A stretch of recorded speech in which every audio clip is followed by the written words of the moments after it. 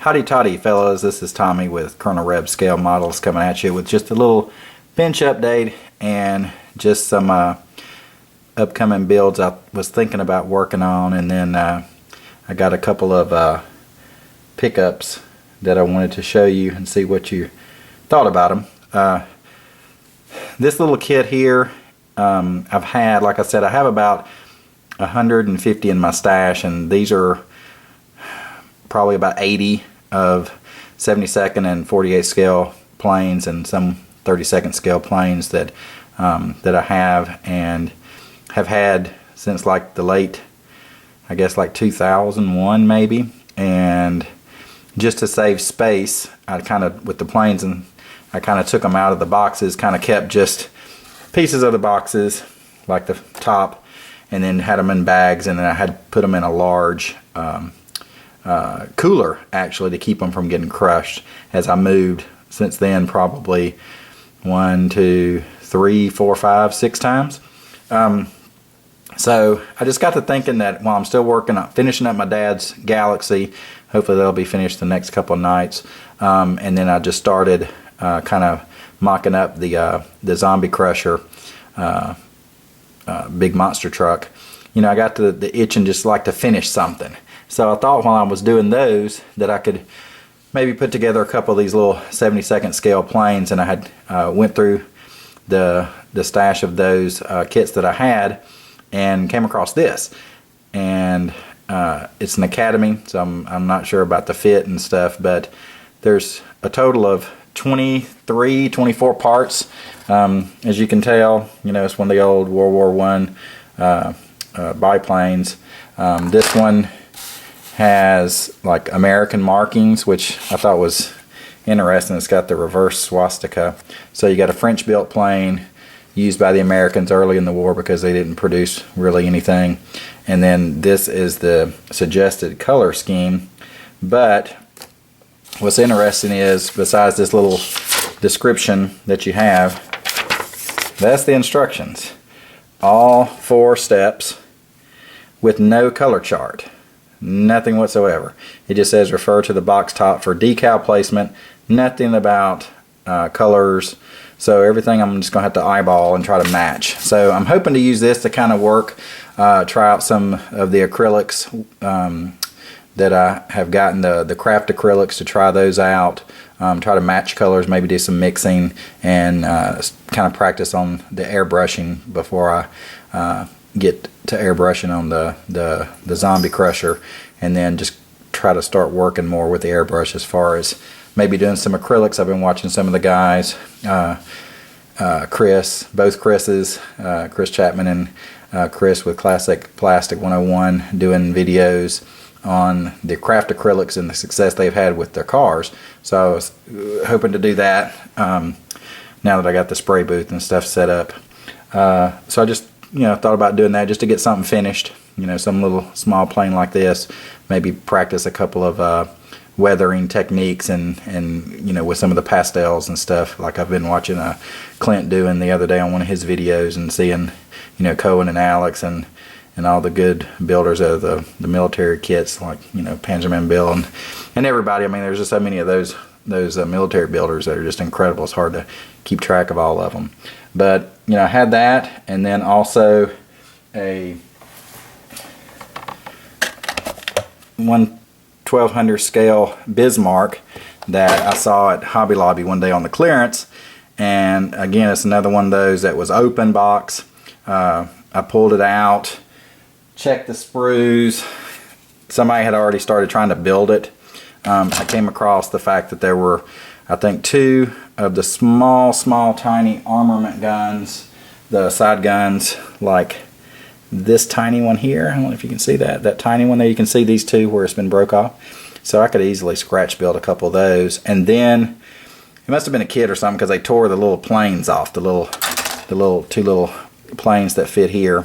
If you can see that, there's 2 planes, one here and then one there. So that may be a little bit harder to do, but you can see how small it is. I mean, it's a tiny kit. And I was watching Dirk Pitt's build from months ago of the Yorktown which caught my eye because I wanted to get that and build that Yorktown kit, both the CV5 and the CV10, after going to see the real CV10 in Charleston a couple of weeks ago with my son's Cub Scout troop, so that kind of sparked my interest to do that. So I thought that would be good also to use the airbrush on, to play around with that. Or one that I picked up for like $4 at Hobby Lobby, I think, or maybe it was Michael's with one of the coupons.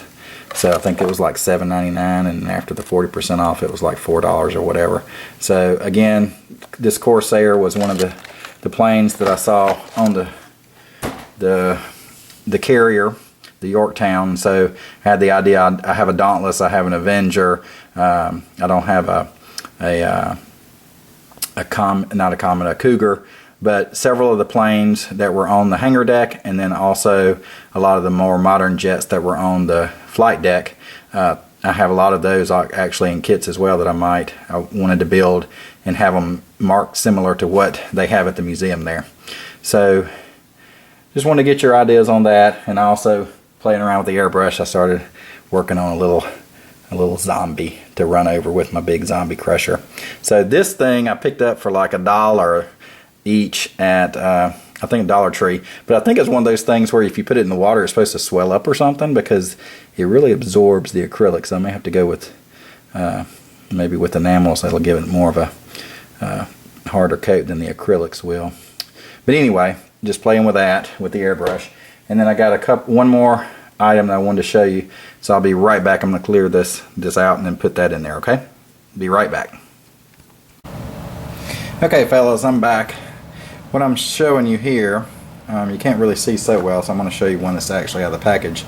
These are Can-Do Pocket Army 1/35th scale combat figure, Series 1, Winter Combat, these are German, Winter Combat Eastern Front 42-43. Right there. That's why I got them. $1 each. You have 5 different ones.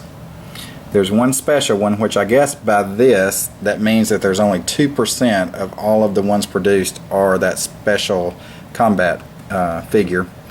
They're made by Dragon. So I saw them. I was looking around at Hobby Lobby. I mean, not Hobby Lobby. I was looking around at Big Lots, which is kind of like just like a dollar store, but it's not like everything's $1. I mean, everything's rounded off to $1. But it's cheap stuff typically. They don't have any kits or anything, but I've been told that they did. But I've never seen them at the ones I've been to, and I've got 2 in my area. So I was there just getting a lot of this small knick-knack stuff for a couple bucks here, a couple of bucks there, and I always check through, and I was actually looking for some little zombie figures, and I came across these, and I saw that they were only $1, and then I saw that they were Dragon on the back, and it caught my eye. This is actually one of them, and I thought this is one with a grenade. They're not styrene, they're actually this kind of rubberized stuff, but if you can see, they're pretty well detailed. You can see it a lot better in person, but you got some weathering and stuff on his clothing, dirt. I don't know if you can see his face so good, but for me, I could probably maybe paint that well. I have in the past. I don't know now if I could, but I thought it looked pretty good. And for $1, you could easily throw these. That one looks like it's broke, but you could easily throw these in the diorama, and then maybe even do some more wash on them, a little bit more weathering and stuff to make it even more realistic. But I thought that they look pretty good for $1, because I've seen these Tamiya diorama kits and stuff that are $7-8 for some guns and things like that. And with figures, they're not necessarily cheap, but I figured for $1 to give it a try. They come with its own little base.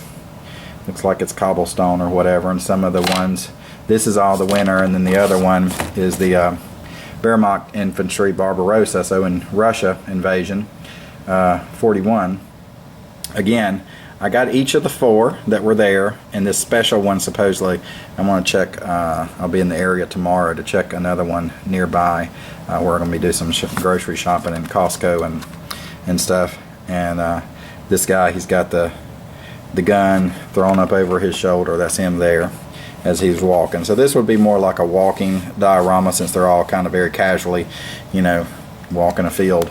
But I got each of the 4 of both sets, so $8 for all these.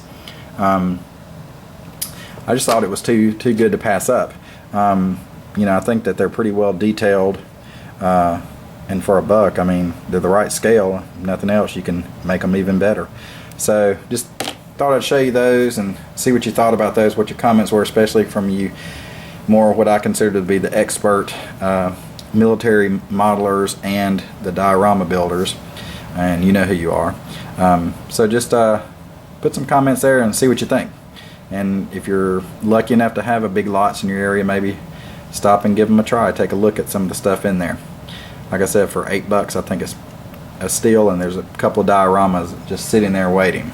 All right, checking out. Howdy toddy again, everybody. Talk to you later. Take care.